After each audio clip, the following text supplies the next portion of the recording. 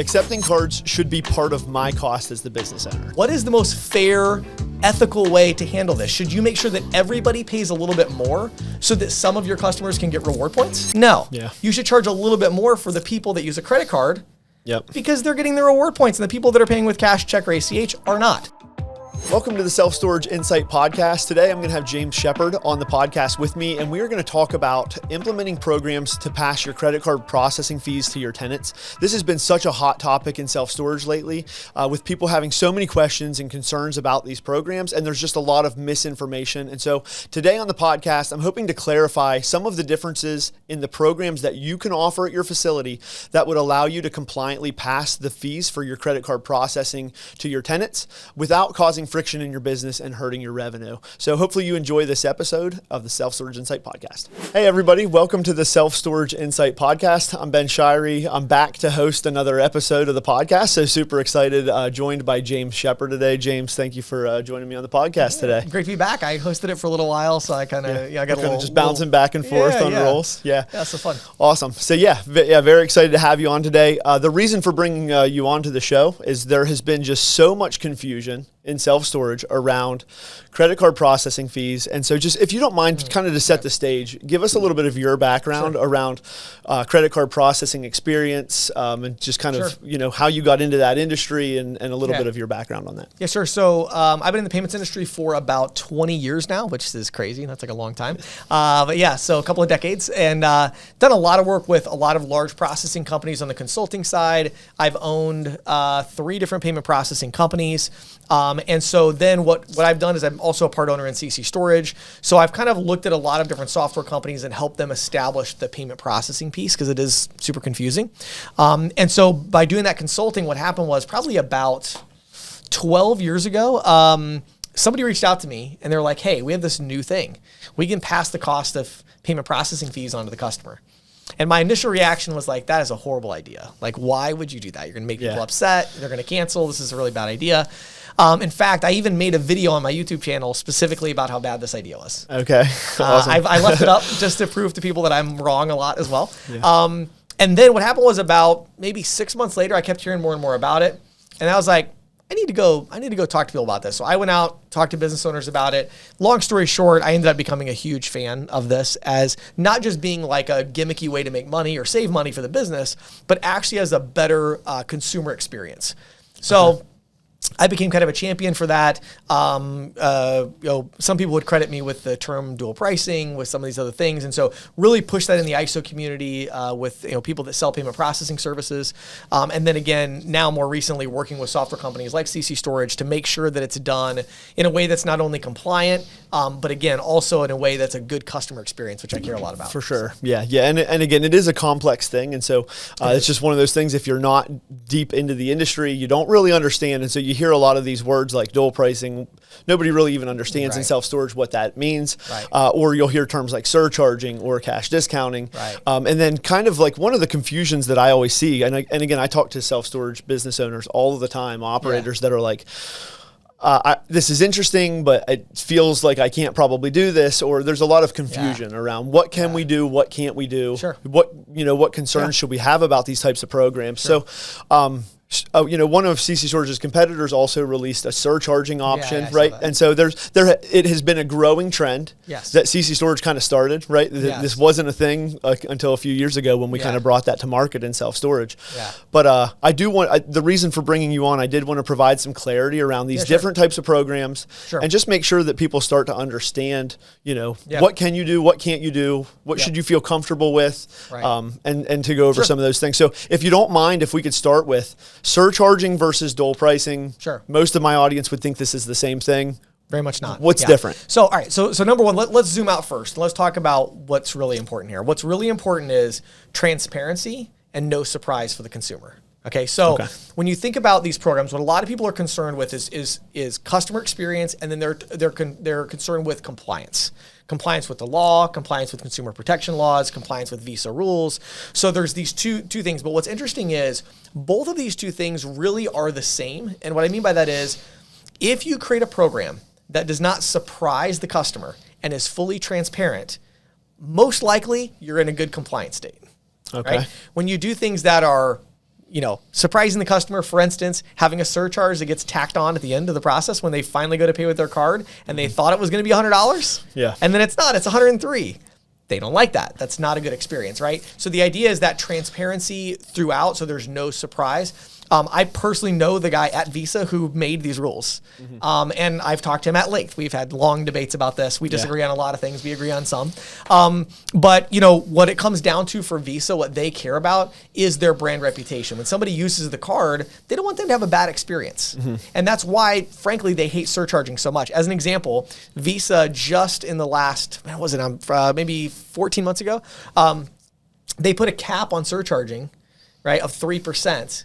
And the reason is because they're trying to remove, so people can't make money on it because they're trying to discourage it. Right. And the reason they're trying to discourage it is people don't like that. If you polled like 1,000 consumers and said, give us 0 to 10, 0 is very negative, 10 is very positive. How do you feel about a surcharge on a transaction when you pay with a credit card? You're going to get 9.7. Yeah. That's going to be the average. Nobody likes it. And so why would we do something that people don't like? We know that they don't like it, right? And because it's under these Visa rules about surcharging and they want to make sure there's no surprise, you have to have a separate line item. It has to say surcharge. Why would we do these things? A lot of red tape. It doesn't make any sense. Yeah. So anyway, the difference between the two, let's make that clear. So surcharging. Surcharging is a heavily regulated way of doing credit card processing. Where Visa, it actually goes way back. There's a case called the Expressions Hair Design versus the Attorney General of New York, where finally Visa capitulated and allowed surcharging to exist. So prior to that, you could not surcharge. It was against Visa rules. If you were accepting cards, you actually had to sign an agreement. People didn't even know they were signing it because it was the fine print. They'd sign an agreement with Visa that said, we will not surcharge. That was like a rule. Okay. Well, the courts came along and said, you can't do that. Business owners have free speech rights. If they want to add to their pricing, that's their prerogative. They can do that. And Visa was like, okay, fine. So they made this settlement. And in this settlement, they said, we will allow you to surcharge, but you can only surcharge up to 4% at the beginning. Okay. And you could only surcharge credit cards, not debit cards. Right? Right. Well, that's surcharging. Now, they've reduced the cap to 3%, but again, you cannot surcharge a debit card. It doesn't matter if it's signature debit, PIN debit, prepaid card. You can't add a surcharge to those. Right. So that's surcharging. It's this heavily regulated thing that says, I'm going to add a fee on to the very end of the checkout process. Right. And there's a lot of regulation around it. You have to have disclosures, which is very hard, by the way, in self-storage software. Yeah, for sure. Then dual pricing. Dual pricing is what all of us have experienced many times if you've gone to a fuel station and they had the cash and the card price. Yeah. That's dual pricing. Right. It's not regulated by Visa because it's part of your free speech rights as a business owner to do this. Now, you have to do it a certain way. And that's where it gets tricky, which I'm sure we'll dive into. But at its core, it is, I'm gonna give my customer choices. People like choices. Yeah. They like transparency from the beginning to the end. I know, I'm going to choose this method of payment and I know what I'm going to pay because of that choice. People have a positive experience with that versus the negative experience of, oh, let's add a fee on at the very end. They don't like that. Yeah, for sure. And I mean, again, we hear these kind of concerns all the time of like, oh man, how are my customers going to respond, or how can I actually eliminate this cost for my business without risk, of this coming back on me. Right. So I wanted to try and do a new segment where it's going to just be rapid fire. All right, let's I'm just going to throw at you some of the frequently asked things that we see online where there's confusion around these programs. Nobody knows what they can or can't do, or they're, just their internal concerns around passing fees for credit card processing. And so I'll just fire off a quick question. Then you give me a quick answer, and then we'll just do my best to keep quick answers. We'll roll through a couple of these. And I'll just go down through kind of the order that I had these, that I hear these all the time. All right, let's go. Passing credit card fees is not allowed in my state. Surcharging is not allowed in 4 states right now. Okay. New York being the biggest one. California has some weird laws. So there's some different ones like that. Again, that is surcharging, right? That is not dual pricing. Dual pricing is where we're clearly listing 2 different prices from the beginning to the end of the purchase experience. That is, how do I say this? That is compliant in all 50 states because it is a free speech right of a business owner. Sure. All right. Only 3%. I can't charge more than 3%, and my fees are more than that. Correct. So if you are doing surcharging, Yeah. you can only do 3%, and that is on credit cards only. On debit cards, you can't do anything. So you're still going to pay all your fees for debit cards, Right. and credit cards, you can only do 3%. Yeah, your fees might be more than that, which is why I'm not a big fan of surcharging. Again, dual pricing is not subject to any of those regulations. Most companies keep it to like that 4% or below, kind of tends to be the cap, but it can be very different. It can fluctuate a lot. But again, that's not under the Visa surcharge rules. This is a different program. Okay, here's another one that I hear all the time. Accepting cards should be part of my cost as the business owner. Oh, I love this one. Yeah. Okay, so it is part of your cost as a business owner. Here's a question. Let me do a different analogy. You own a pet store. Okay. At a pet store, your lease doubles. Okay, so you were paying $3,000 a month. All of a sudden, you have to pay $6,000 a month. What do? You do a price increase, right? What kind of a price increase do you do? Do you increase the price of just, the parrots or the fish, or do you increase the price of everything? You increase the price of everything because it's a lease and it affects everybody. Right. Now, what if the cost of your dog food triples? Do you increase the price of everything and just eat that extra cost, or do you only increase the cost of the dog food? Only the dog food. And it's like, why would you do that? That seems so unfair. These poor people are just trying to buy dog food. Why are you raising their price so much? And it's like, well, obviously this cost that increased only impacts the dog food. Right. So here's the question. Every self-storage property in America is passing the cost of processing to the customer. They're doing it through their pricing. Right. The question isn't if you should do that, it is how you should do it.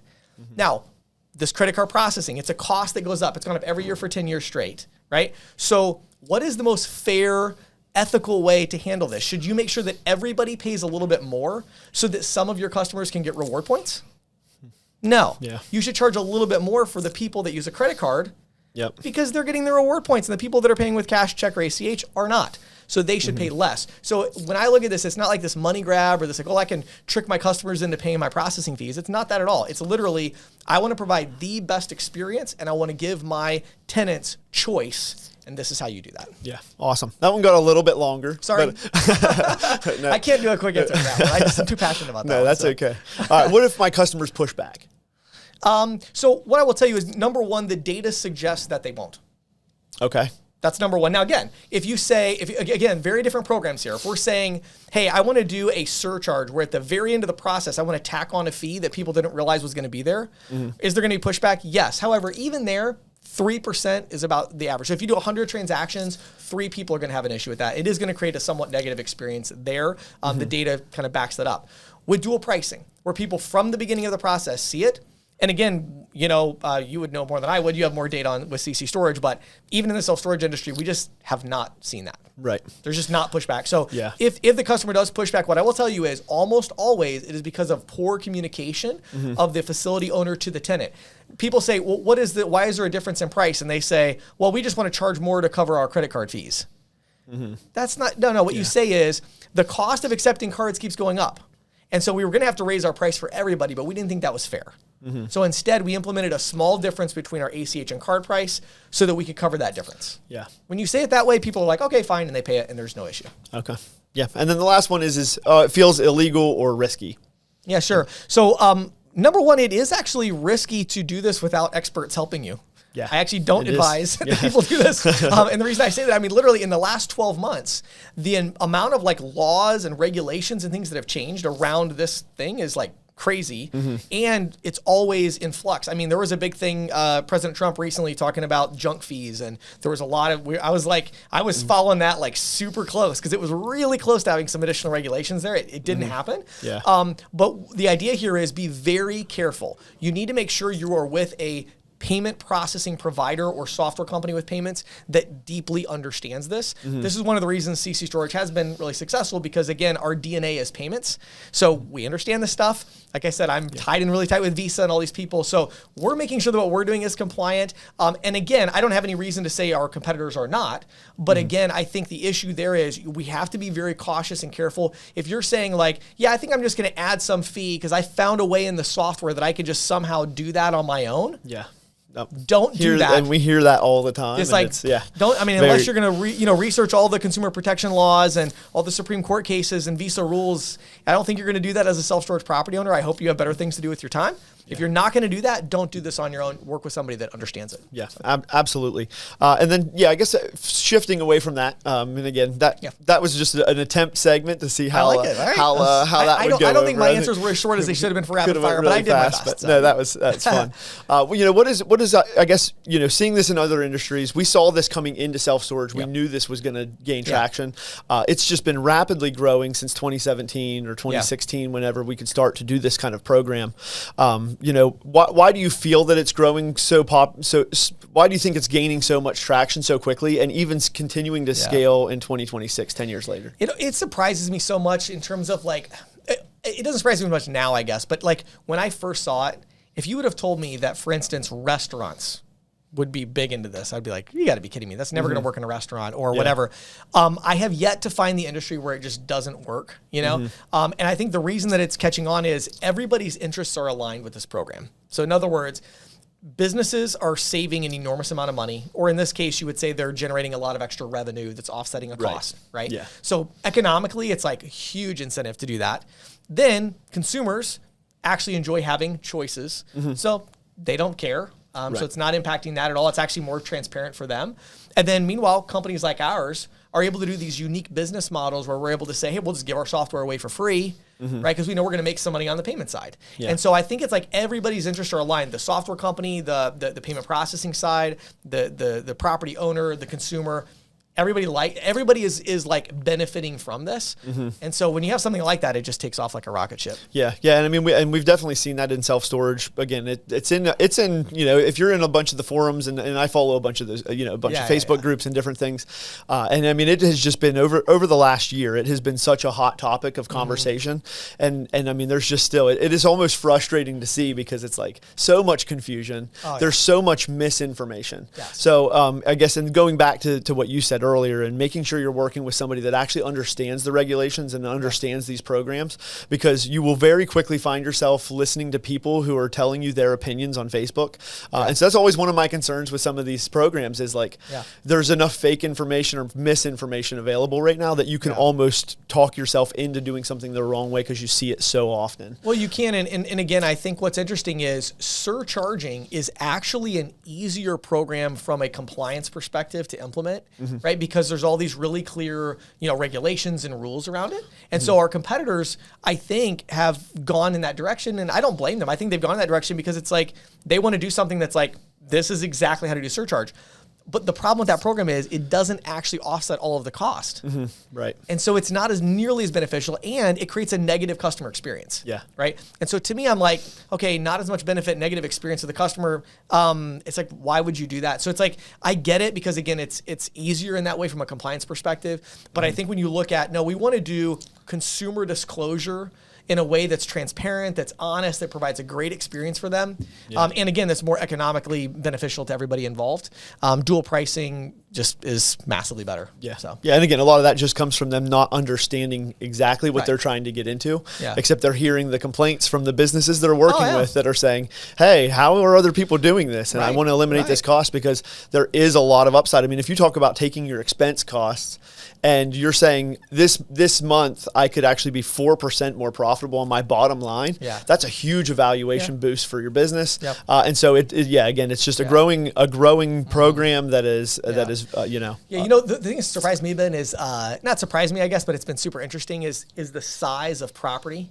Like I remember we were sitting here talking probably 3 years ago, and it was like, people with like 100 units or less are willing to do this. And I mean, I was just talking to Matt Markham, and he was telling me about he has a demo later today with a 20,000 unit facility. We have one that's got like 100 locations that we're talking. So now what's happening is a lot of these larger properties, they're looking at it and saying, 4% on our bottom line is a lot bigger than 4% on your bottom line. I think we'll take a look at that. And so I think it's like we're seeing more and more adoption, and this happens in every industry. Like I've literally seen this. I've done the consulting in the restaurant, in the retail space, in auto repair, and I've just seen it take off where it always starts down market.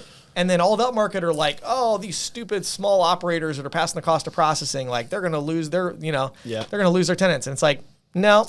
And then 2 years later, they're like, hold on a minute, they're not losing anybody. Yeah. And they're making 4% more. What are we doing? And then they jumped on the bandwagon. Yeah, you know? absolutely. And I mean, and that kind of stuff happens. It's so funny that you say it in that way, because it's like our customer base initially was very small. You know, we were boarding small operators. Now, all of a sudden, you go into like the Facebook groups and, you know, you'll see CC Storage customers comments and people will be like, should I pass the fees to my tenants or not? How much pushback am I going to get? And you'll see multiple of our customers in there like, we actually got zero pushback implementing this program. And now everybody starts to understand that that's just like customers expect it. They see it coming. It's so popular in all the places that you shop. Right. So yeah. And then a lot, what I think is interesting is then a lot of those people, and again, the misinformation, those people are going to go, oh, wow, I can do that. Well, I'm going to turn on this surcharging feature then in my other software. Yeah. And they're like, I got all these people mad at me. And it's like, that's not the same thing. Right. These are very different things. You're turning on surcharging. We're talking about dual pricing with 2 listed prices from beginning to end in the checkout process. Right. These are 2 different and again, things. we built our software to be very compliant across the board to make sure we're covered. Right. Yes. This is what we specialize in. But yeah, I mean, I remember, I've had multiple conversations where they're like, oh, I can actually do that in my software. I just made a recurring invoice item of 3.5% and I'm covered.